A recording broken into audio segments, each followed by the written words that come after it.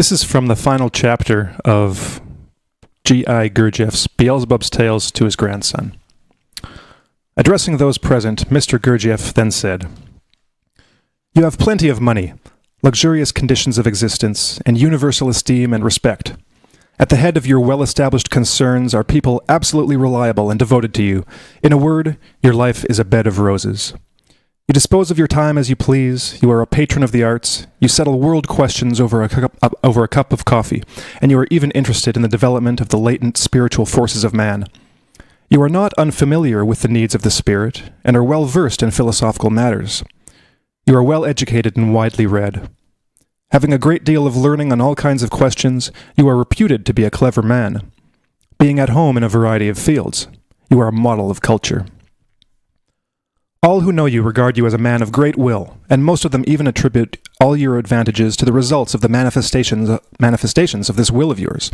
In short, from every point of view, you are fully deserving of imitation, and a man to be envied. In the morning, you wake up under the impression of some oppressive dream. Your slightly depressed state, that dispersed on awakening, has nevertheless left its mark. A certain languidness and hesitancy in your movements. You go to the mirror and comb your hair and carelessly drop the brush. You have only just picked it up when you drop it again. You then pick it up with a shade of impatience, and, in consequence, you drop it a third time. You try to catch it as it is falling, but, from an unlucky blow of your hand, the brush makes for the mirror. In vain you rush to save it. Crack! There is a star of cracks on that antique mirror of which you were so proud. Damn, devil take it! And you experience a need to vent your fresh annoyance on someone or other. And not finding the newspaper beside your morning coffee, the servant having forgotten to put it there, the cup of your patience overflows and you decide that you cannot stand the fellow any longer in the house. It is time for you to go out. The weather being pleasant, and not having far to go, you decide to walk. Behind you glides your new automobile of the latest model. The bright sunshine somewhat calms you, and a crowd which is collected in the corner attracts your attention. You go nearer, and in the middle of the crowd you see a man lying unconscious on the pavement. A policeman, with the help of some of the, as they are called, idlers who are collected, puts the man into a taxi to take him to the hospital. Thanks merely to the likeness, which has just struck you, between the face of the chauffeur and the man of the drunkard you bumped into last year when you were returning somewhat tipsy yourself from a rowdy birthday party, you notice that the accident on the street corner is unaccountably connected in your associations with a meringue you ate at the party. Ah, what a meringue that was! That servant of yours, forgetting your newspaper today, spoiled your morning coffee. Why not make up for it at once? Here is a fashionable cafe where you sometimes go with your friends. But why did you recall the servant? Had you not almost entirely forgotten the morning's annoyances? But now, how very good this meringue tastes with the coffee. Look, there are two ladies at the next table. What a charming blonde. You hear her whispering to her companion, glancing at you. Now he is the sort of man I like. Do you deny that from these words about you, accidentally overheard and perhaps intentionally said aloud, the whole of you, as is said, inwardly rejoices? Suppose that at this moment you were asked whether it has been worthwhile getting fussed and losing your temper over the morning's annoyances. You would, of course, answer in the negative, and promise yourself that nothing of the kind should ever occur again. Need you be told how your mood was transformed while you were making the acquaintance of the blonde in whom you were interested and who was interested in you, and its state during all the time you spent with her? You return home humming some air, and even the sight of the broken mirror only elicits a smile from you. But how about the business on which you had gone out this morning? You only just remember it. Clever. Well, never mind. You can telephone. You go to the phone and the girl connects you with the wrong number. You ring again. You get the same number. Some man informs you that you are bothering him, and you tell him it is not your fault, and that with one word or another, you learn to your surprise that you are a scoundrel and an idiot, and if you ring him up again, then a rug slipping under your feet provokes a storm of indignation, and you should hear the tone of voice in which you rebuke the servant who is handing you a letter. The letter is from a man you esteem and whose good opinion you value highly. The contents of the letter are so flattering to you that as you read, your irritation gradually passes and changes to the pleasant embarrassment of a man listening to a eulogy of himself. You finish reading the letter in the happiest of moods. I could continue this picture of your day, you free man. Perhaps you think I'm overdrawing. No, it is a photographically exact snapshot from nature.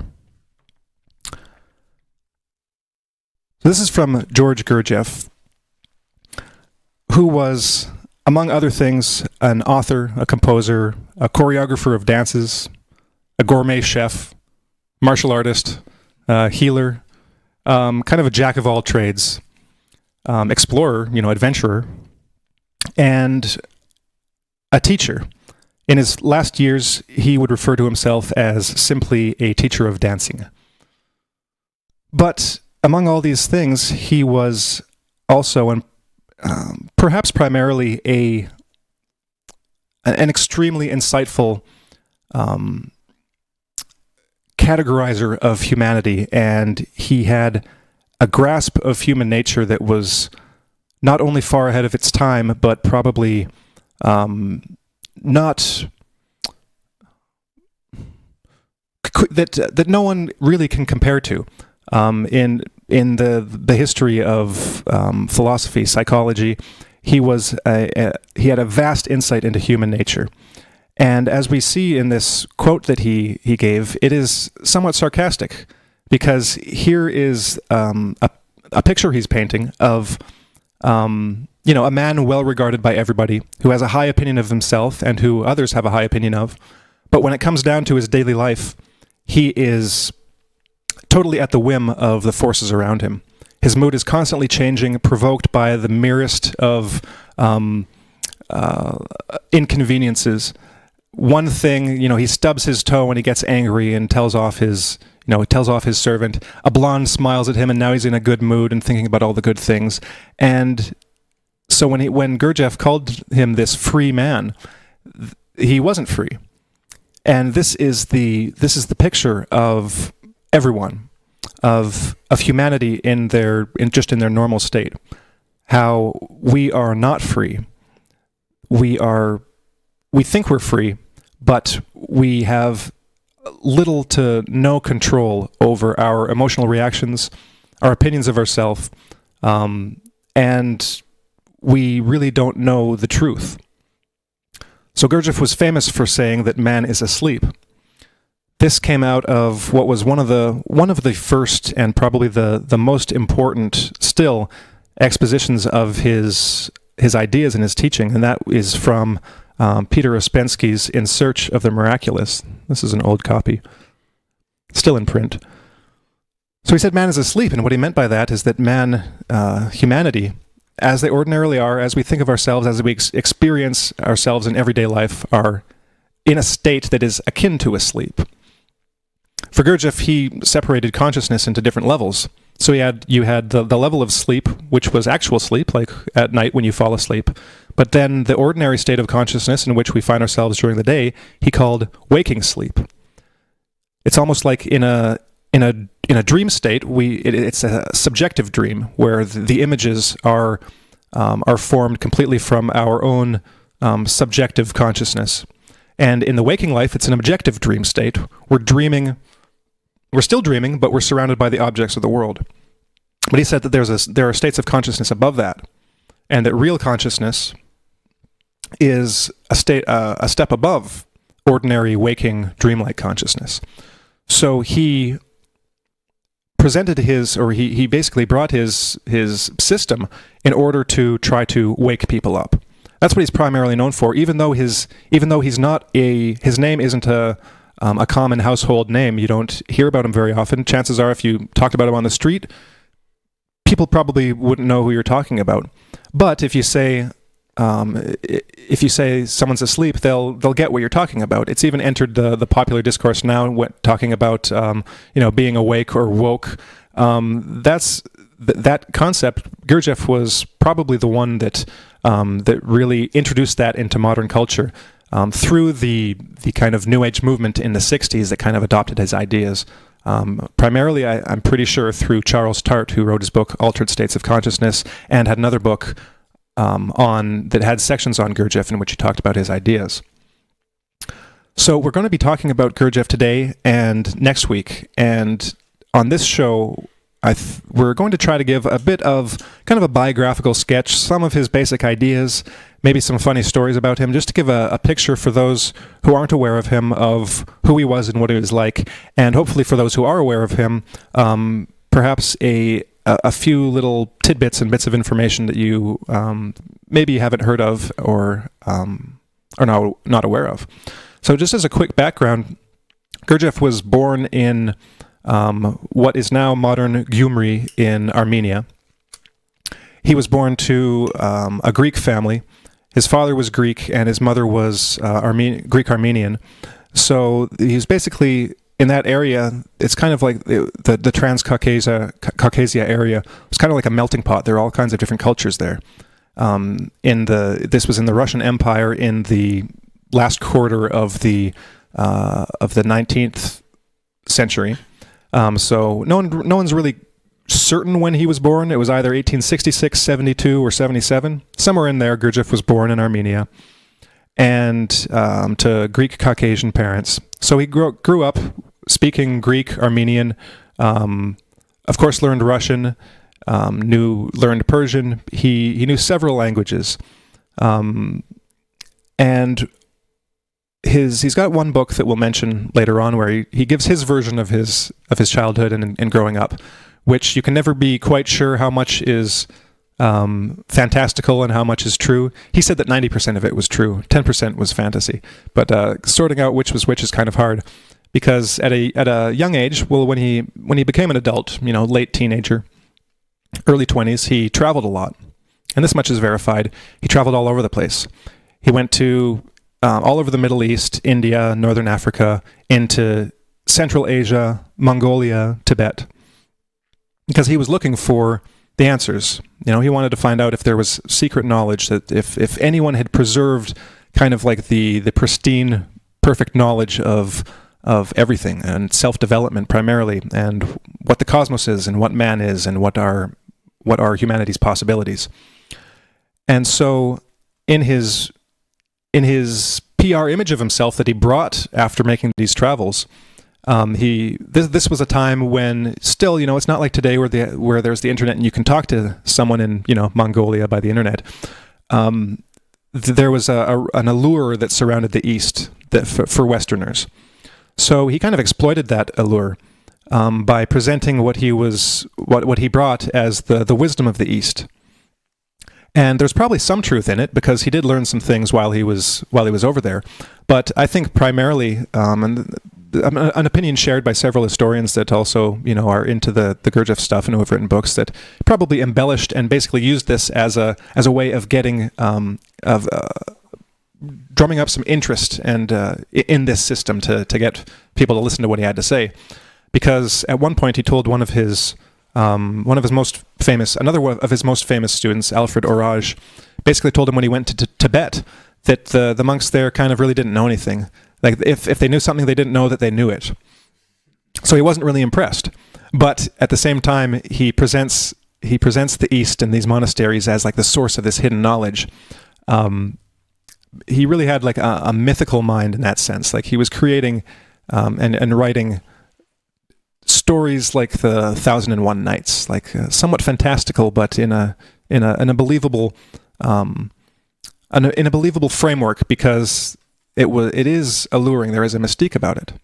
But when you read his actual writings, especially in Search of the Miraculous, it has there's this weird phenomenon that happens where, on the one hand, there is this mystification, and like there is this, as Uspensky called it, a search for the miraculous. There's that something that comes through.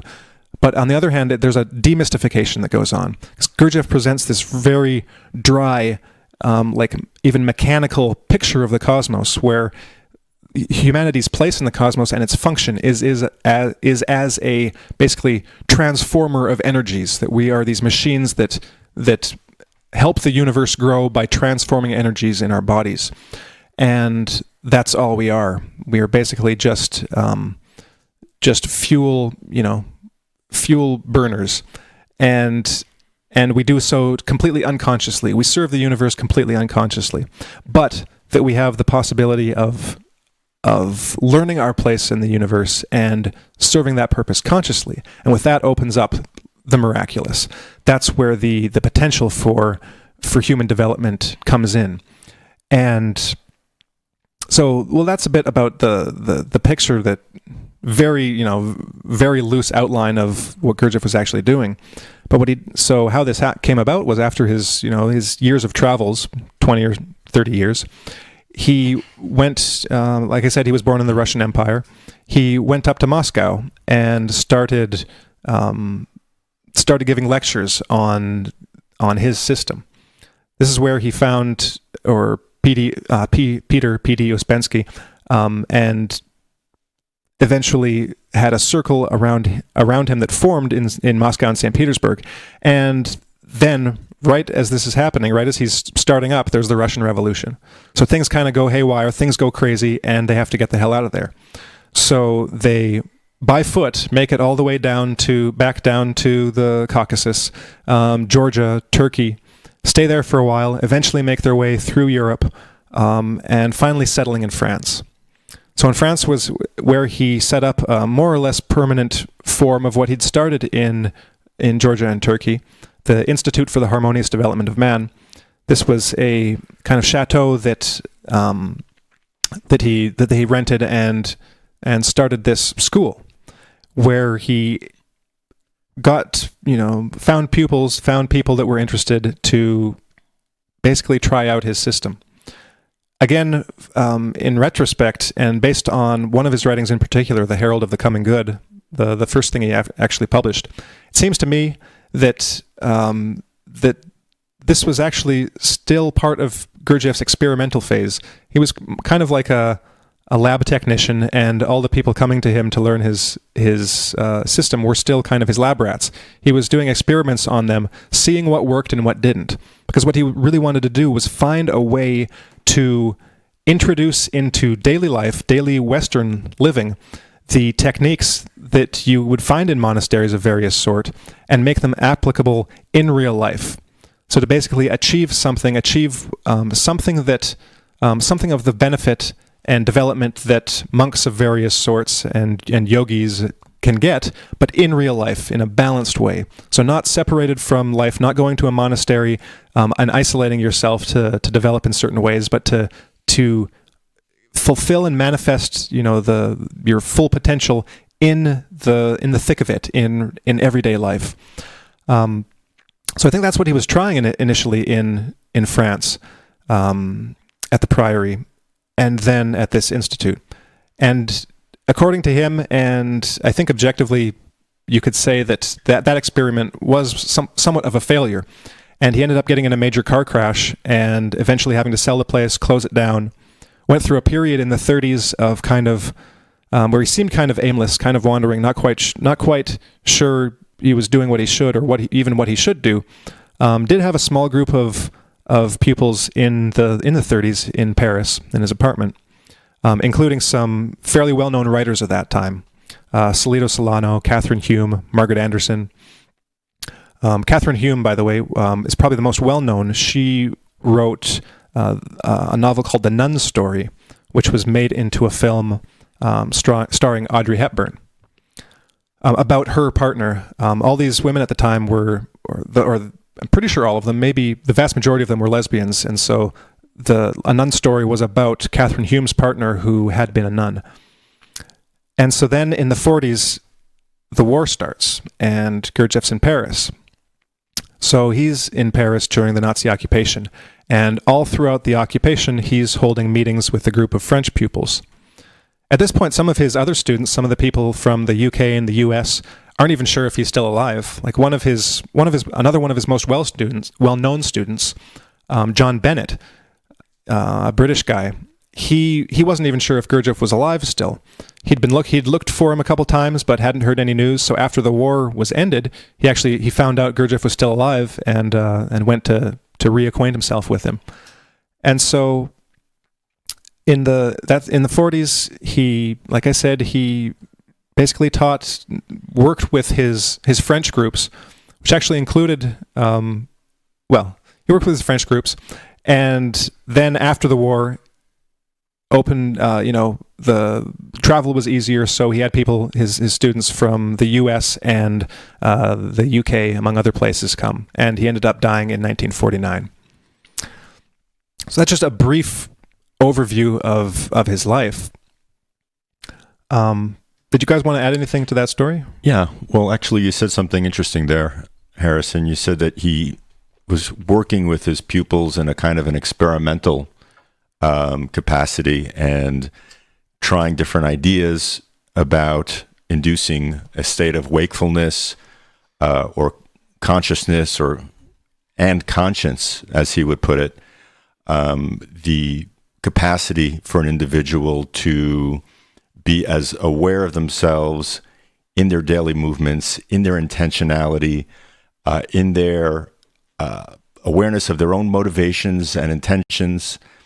And I think that he was also experimenting on himself. And this really comes through in books like this one. This is Life is Real Only Then When I Am, where he goes into some detail about his own process and his own goals and aims that he had set for himself, which were considerable. So all the pressures that he may have put on his pupils to do work and to push themselves to the limit and to experience this sense of struggle within themselves, the struggle between yes and no, the struggle between doing and sleeping, was something that he put himself through in quite a rigorous way.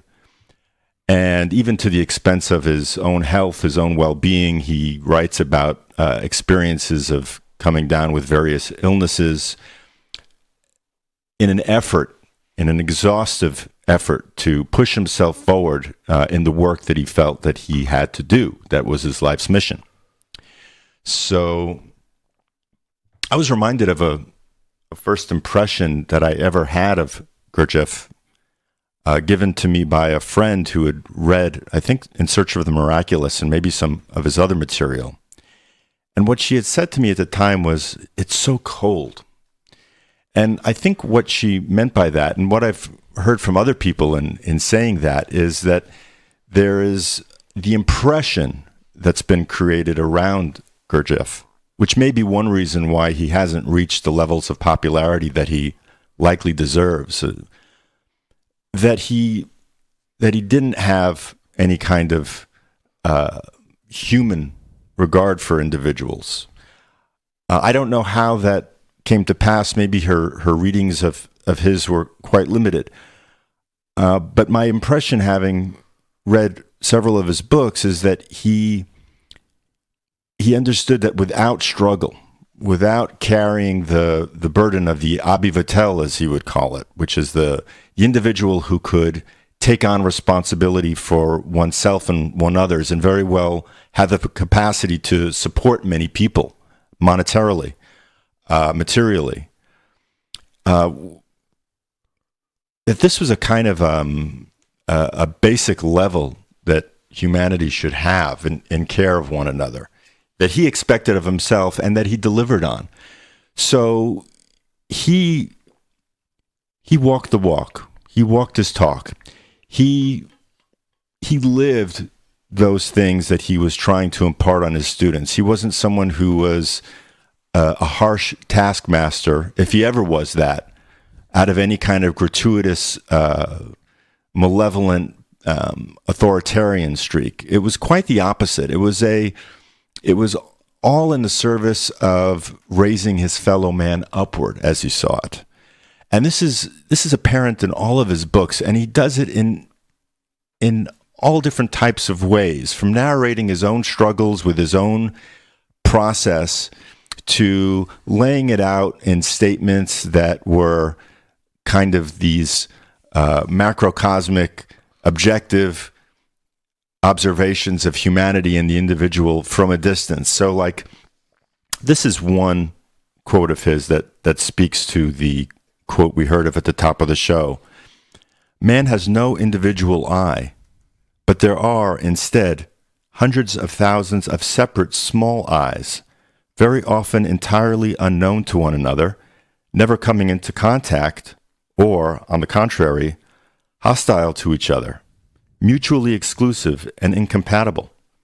Each minute, each moment, man is saying or thinking I, and each time his I is different. Just now it was a thought, now it is a desire, now a sensation, now another thought, and so on endlessly. Man is a plurality. Man's name is Legion. In that quote, Gurdjieff is, what he's saying to us is that we are in such a state of dissociation, in such a state of sleep and hypnosis by the many things that contemporary society has surrounded us with, so many distractions, that there is very little left of us that has formed any kind of integrated, solid, psychologically coherent sense of self and purpose.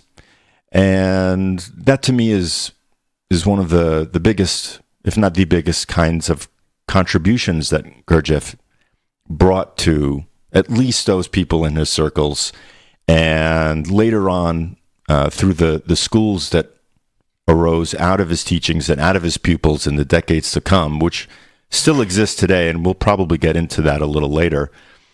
But there was this sense of sleep that he was all too painfully aware existed among humanity that he wanted to wake people up from.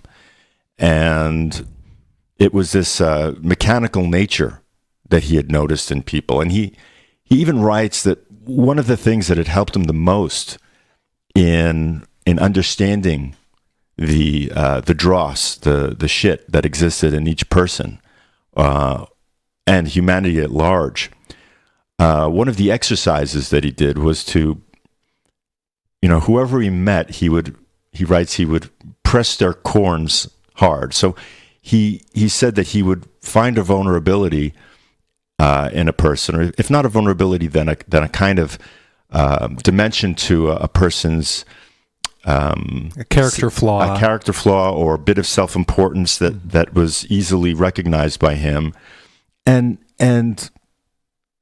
push it in such a way that they would respond with who they really were in recognition of his work and what he was trying to do.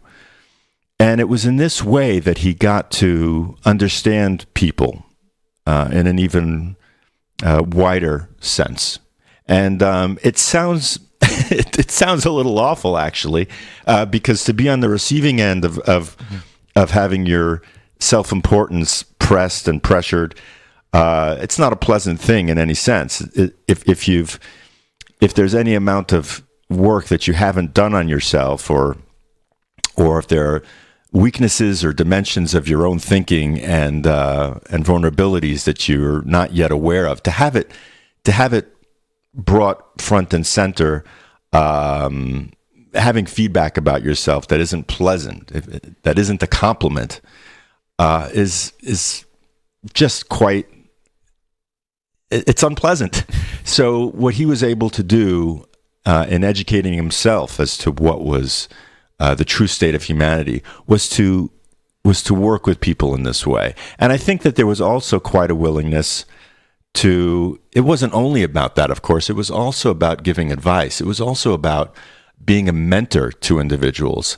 So he wasn't just pointing out people's vulnerabilities and weaknesses to them. He was also proactively making suggestions about how they approach certain things, or ways and perspectives that people could use to look at themselves. And so in that sense, he was kind of a profoundly insightful psychologist.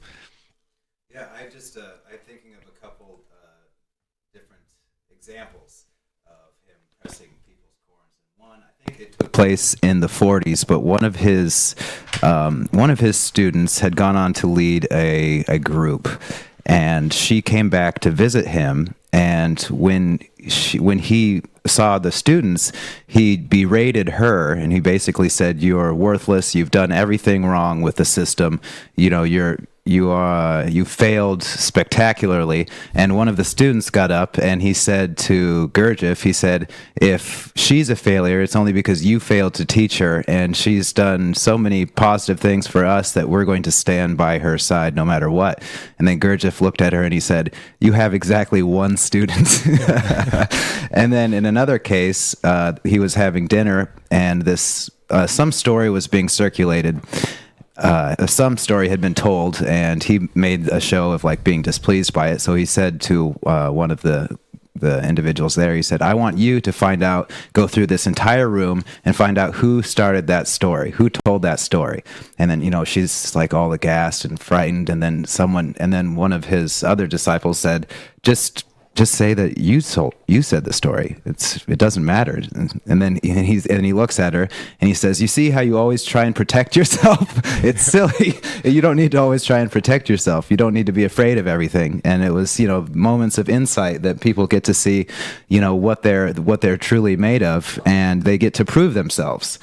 It's, you get the impression that when you're around Gurdjieff, you're always in the middle of a storm, and you're never quite sure when the lightning is going to strike. But when it does, you get a gigantic flash of insight about your character and the character of others around you, and you get a chance to actually see who you are and what you're made of. And then you get to know yourself in a very, down to earth, truly fundamental way. Who am I, and what do I have to work with? Because if you don't know that, you don't have anything to work with. You're, like he said, you're asleep. You're just a legion of different eyes just stumbling upon. And this, in today's world, it seems like there's a crisis in just about every single area there possibly could be. There's political crisis, climate crisis, a social crisis. Everybody's, all up in arms. But this is exactly what Gurdjieff, basically, he saw the fruits of this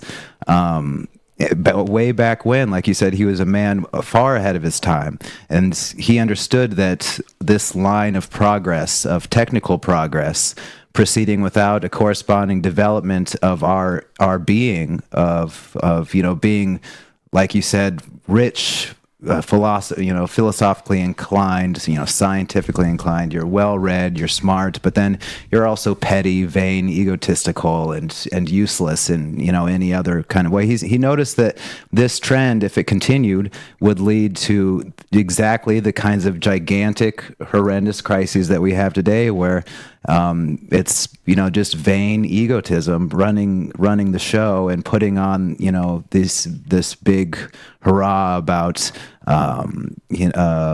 utopian kinds of thinking of all of these different things that mask the little weak eye that exists within each of us. I want to say something about his methods. Everything with Gurdjieff was a test, or at least that it could be interpreted like that. In his early years, he was a taskmaster, and I think one of his nicknames was even like the Georgian Devil or something like that. And he'd comment on that in later years, that he did kind of mellow out in later years. It was in the 20s that he was really kind of at his prime in his taskmaster with the mentality. Institute. Yeah, but I want to give another example of why everything was a test. Because if you were vain, if you were self-important, he would humiliate you. He would push your buttons, poke you in the most uncomfortable spots in order to elicit that manifestation of your own arrogance and self-importance, so that you could then see it, so that you could see your own reactivity and the high opinion that you have of yourself, and that high opinion that you have of yourself isn't justified. That really your own reactivity shows what a slave you are to your own mechanical nature. So there's one example that shows that Gurdjieff could be an asshole. Like a lot of the things that he did, you could look back on and say, well, that was mean. No one in polite society would do that.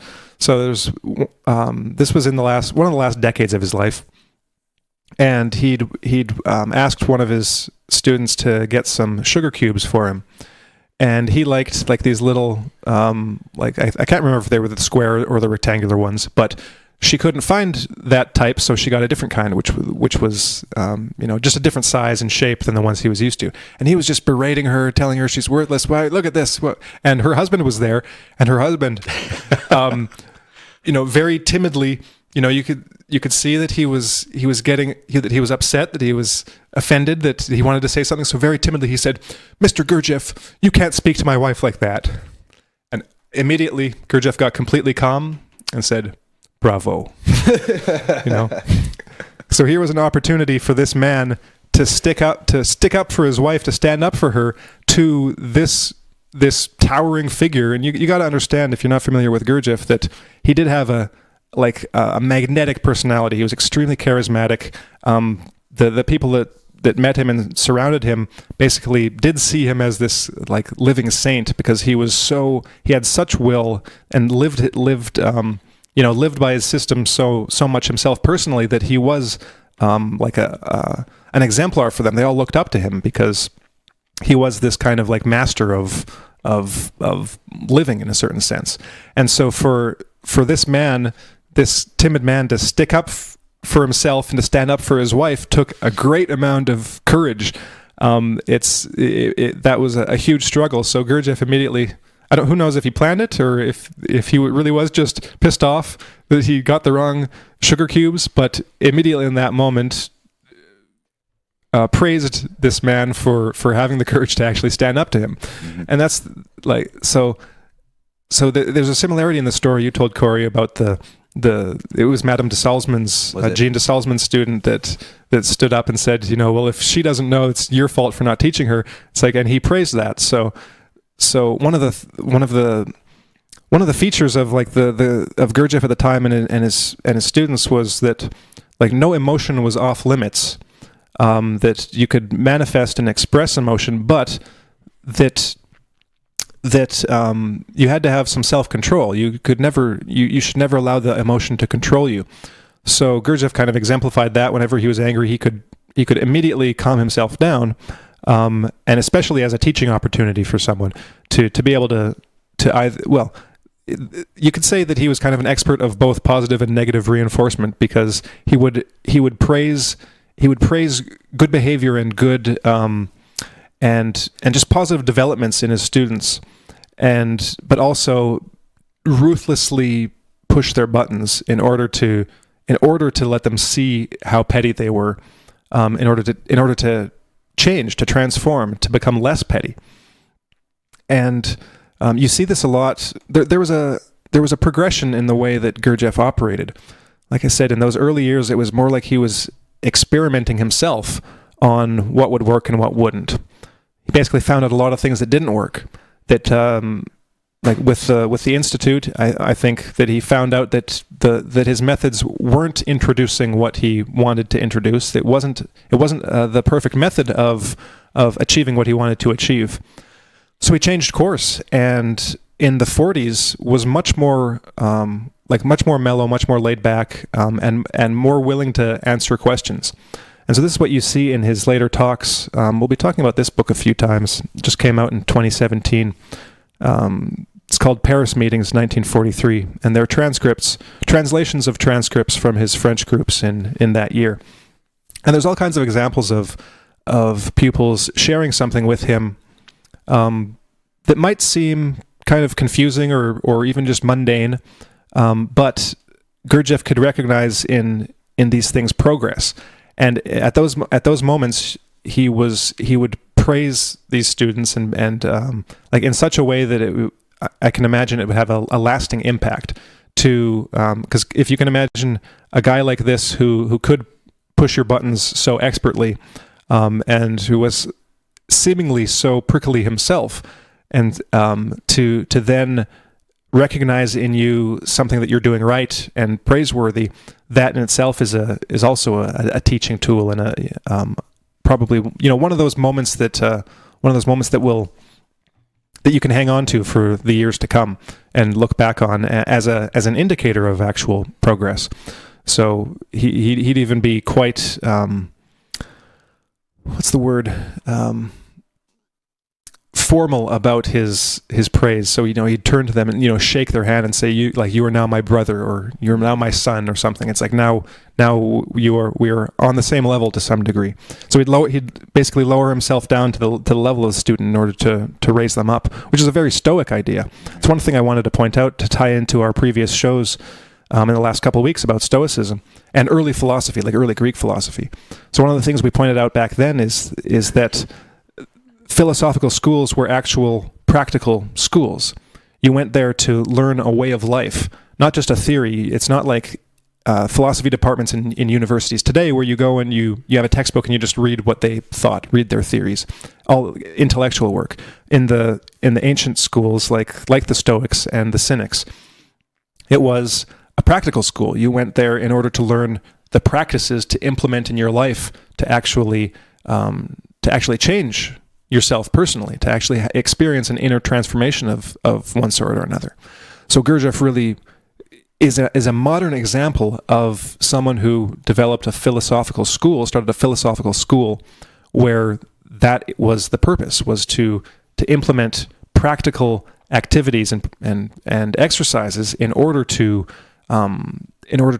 bring yourself into alignment with that higher ideal. In the Stoics, it was the ideal of the Stoic sage, and there were various techniques that we talked about in order to get there. So Gurdjieff really is in that tradition of Greek philosophy. He wasn't a fan of philosophy, but he wasn't a fan of speculative philosophy or just theoretical philosophy. He did have a whole bunch of theory in his system, but for him, the primary thing, like with the Stoics, was the practical implementation of that philosophy to have an effect on your life and on your being. So that was the primary thing, and he did have, in addition to his similarities with the Stoics, he was very much a cynic too, not in the sense of having no possessions and living on the street, but in the sense of like the Cynics, when they were on the street, living in their barrels or whatever, in their rags, they were the ones that were constantly pushing people's buttons on the street, constantly pointing out all of their flaws as a way of holding up a mirror to the people around them to see who they were. Because if Gurdjieff's philosophy and aim can be summed up, I think, in a phrase, it would be the Socratic one: to know thyself, to know yourself.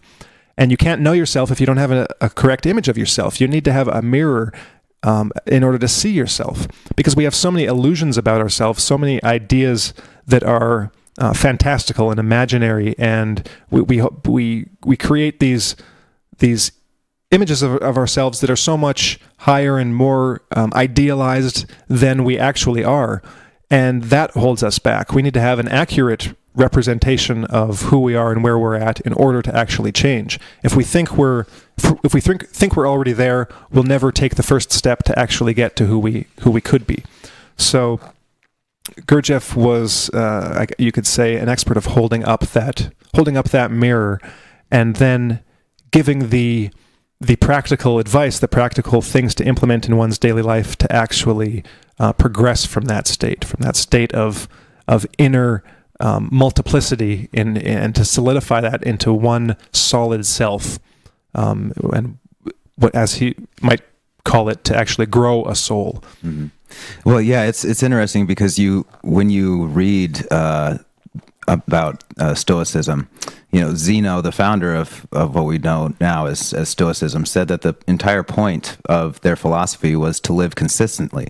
And then that was, later, iterated upon, and it became to live consistently with nature, to live consistently, and then every Stoic sage basically had their own take on it. But when you read Gurdjieff, you begin to understand exactly what Zeno was talking about, to live consistently. Everything that we're talking about, the multiplicity of eyes, the passions, one moment you're moody, the next moment you're this, you're that, and you're completely a slave to all these things. Well, according to Zeno, by applying reason to your everyday activities of life, you're able to live consistently, whereas in any other part of your being, there's just a constant conflict. And so I wanted to read a quote from Gurdjieff where he discusses this exact problem. It was when he was running the institute, he was giving public lectures, and he said, let me see if I can find it. Until now, you have not been working like men, but there is a possibility to learn to work like men. Working like a man means that a man feels what he is doing and thinks why and for what he does it, how he is doing it now, and how it is generally best to get it done, whether there is a better way. The essence of man's correct work is in the working together of the three centers: the moving center, which would be like our physical body, the emotional center, and the thinking. When all three work together and produce an action, this is the work of a man. There's 1,000 times more value even in polishing the floor as it should be done than in writing 25 books. So you see, Gurdjieff and the Stoics had a very similar value system, they placed much more value on the proper functioning, to live consistently, to live as if you are a sovereign being governed by a rational process going on in your mind that is, the unity of all of these other centers, that you're thinking and you're reasoning about why you're doing things, and you have the capability to consciously intervene when things start to go astray. And so now you have the potential to have an aim. You are struggling, like he said about his other students at the institute, that they were like chickens in eggs, and that the institute only supplied the heat, and yet the chicken still had to break out of the egg. Well, that is a common theme throughout a lot of his writing, and that is that conscious awareness and the expansion of one's being is actually as a consequence of this struggle between yes and no, and an exercise of pure will. So something that he says is the evolution of man is the evolution of his consciousness, and consciousness cannot evolve unconsciously. The evolution of man is the evolution of his will, and will cannot evolve involuntarily. Mm-hmm. So through these exercises, through his own work on himself, there was this sense that you couldn't be an armchair philosopher or psychologist and entertain ideas of growth without this experiential sense of pain, without this conscious struggle that in the moment when you were tired and perhaps hungry and annoyed at the task at hand, you were still pressing forward. You were still with a vision of what you were aiming to accomplish, using all of your willpower to accomplish it and to do what it was that you had set out to do in your own sense of goal-oriented behavior. And this gets back, I think, to a lot of the information that we're receiving today from Jordan Peterson about carrying your own load, choosing the responsibilities that you are taking on for yourself that are doable, that perhaps stretch you to some limit, that's to some degree of discomfort outside of your comfort zone, that will not only help you to grow your own being, but to help those around you who you say you care for.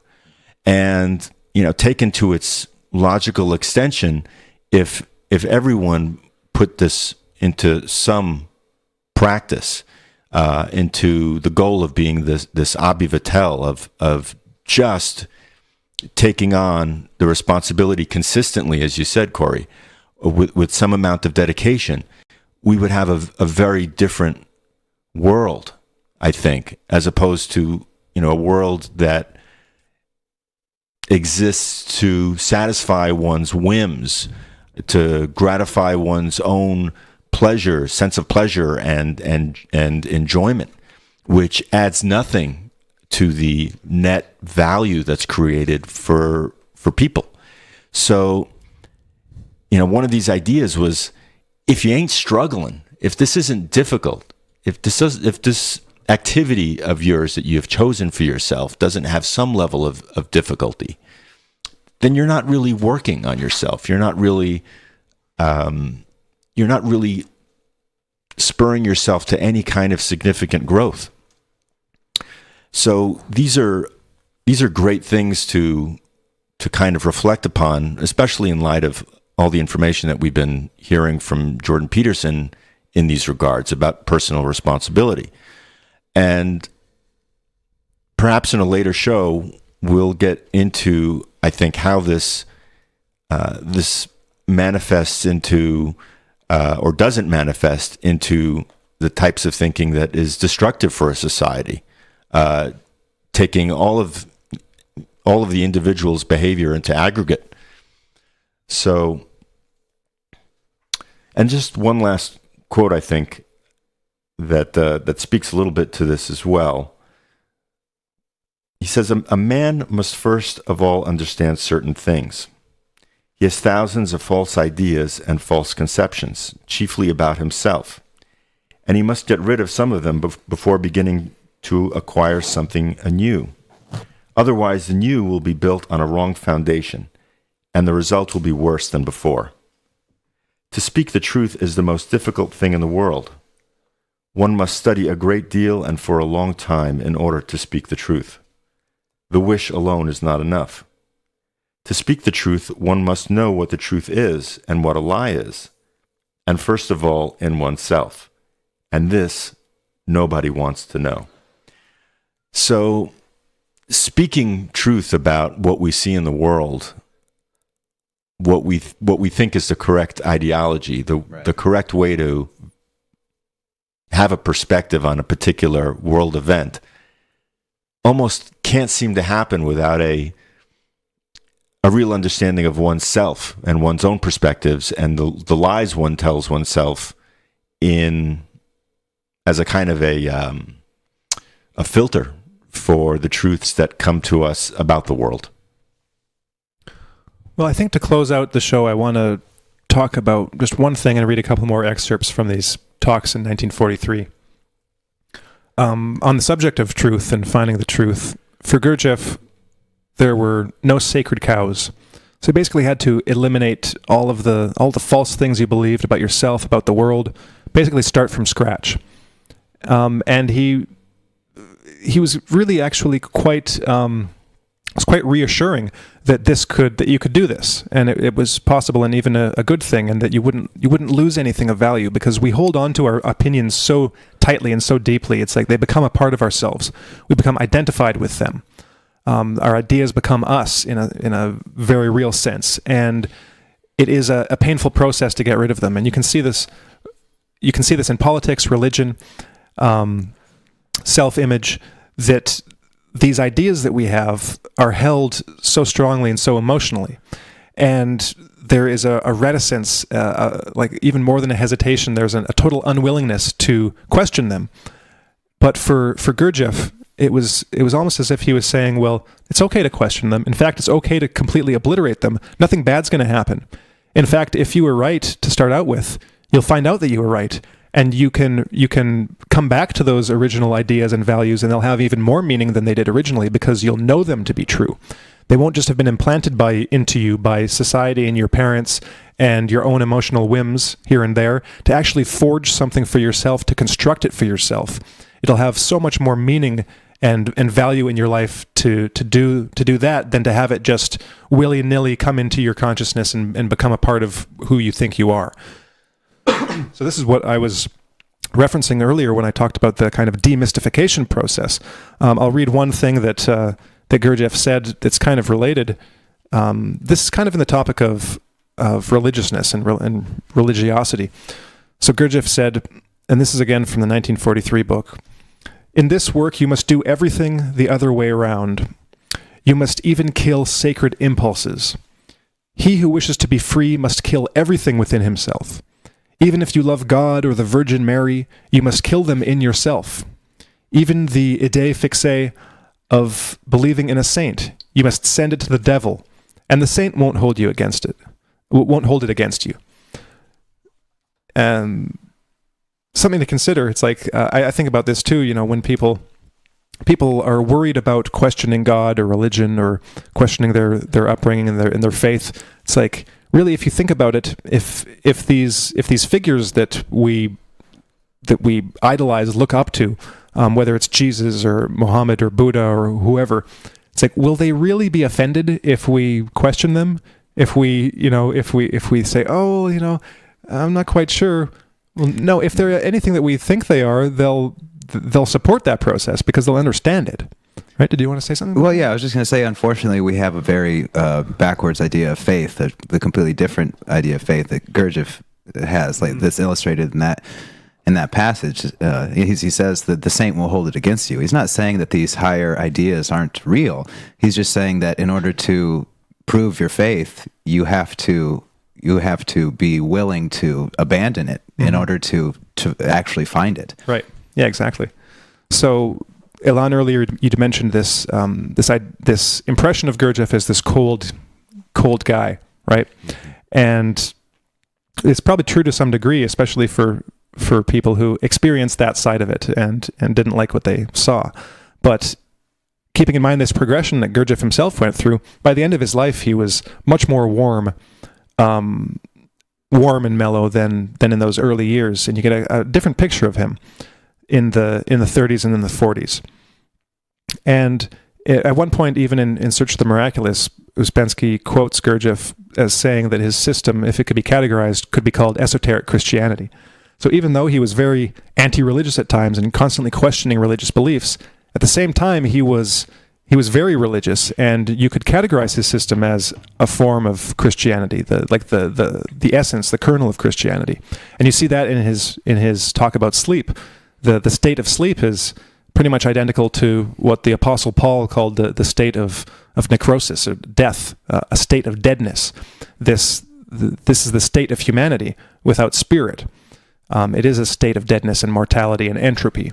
For Gurdjieff, the same thing. That's what the state of sleep is. It is a state of mortality, and there are we could leave aside all the correlations between Christian thought and Gurdjieff's system for another time.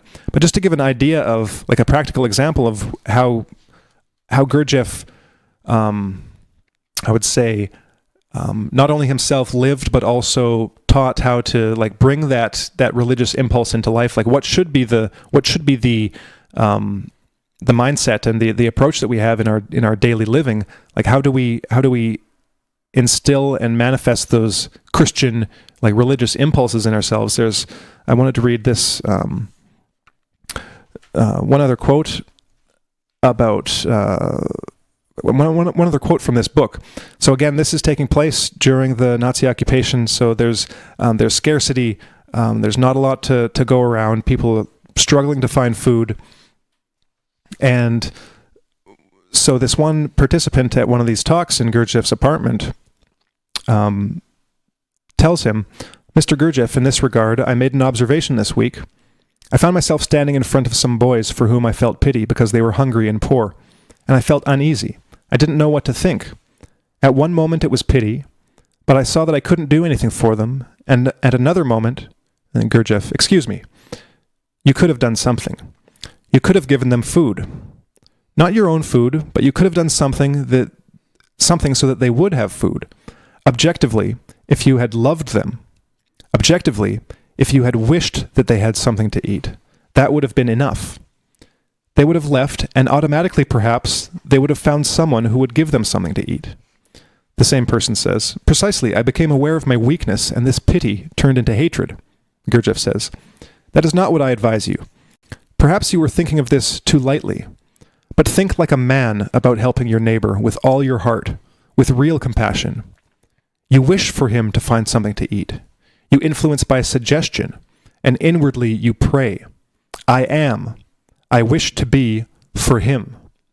And believe me, those boys, on leaving the school, 10 steps down the street, would meet someone who would have given them something to eat. It is a law. Or perhaps a week later they would win 5 million in the national lottery. It has such a force to have compassion, to wish, to love with one's whole presence." So that's kind of where Gurdjieff was at in his later years. Really more of a religious mystical thing going on there. Not the cold, like, harsh taskmaster of the early years, but really trying to instill in the people around him love of humanity. And that's really what comes through in those later years, is Gurdjieff's love of humanity. And the things that he did in that regard, pretty much his entire life was, aside from the mundane moments, was dedicated to love for humanity. And he did so many things towards that end. In those final years during the war, he had a stockpile of food in his place because he had supporters and he had money saved up. And so during those years, he supported tons of people. He cooked every day for not only his pupils, but for the people in his neighborhood on the streets. So the poor people in Paris along these streets could come to his place as like a soup kitchen every day and get fed. He supported just random individuals. So there's one interesting account from of a woman that grew up during the occupation in Paris, and she didn't even know who Gurdjieff was, but in her memoir she included a story about him. She just referred to him as who he was, as he was known to her at the time, as just a Georgian businessman. And she said that he helped her family get through the war. Her mother didn't have a job, and couldn't find food, so he gave her food. He'd go to her apartment and give her food. And she was always thankful for this strange man who everyone knew as Monsieur Bonbon, Mr. Candy, because he would give candy to the kids on the streets.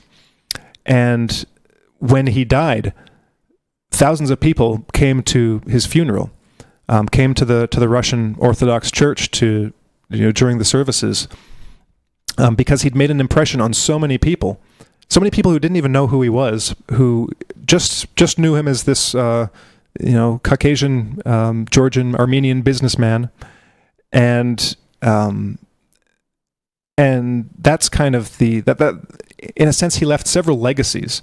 There's the works that he produced and the students that he taught, but also this legacy of just his humanity and the good that he did for just random people, for people he didn't know and who didn't even know him. He didn't do it for any recognition for himself. In fact, he did it in disguise to a degree. Playing a role was a big thing for him. He kept his inner life secret. Didn't tell people that he was this master philosopher teacher and whatever. No, he was just a businessman who helped people out on the street and had a soup kitchen. So that gives an idea of that aspect of his humanity that often gets lost in the portrayals of him in the literature. And I think that's probably a good place to stop for today. Next week we're going to come back and again talk about Gurdjieff, but get into more of his ideas and see where it goes from there.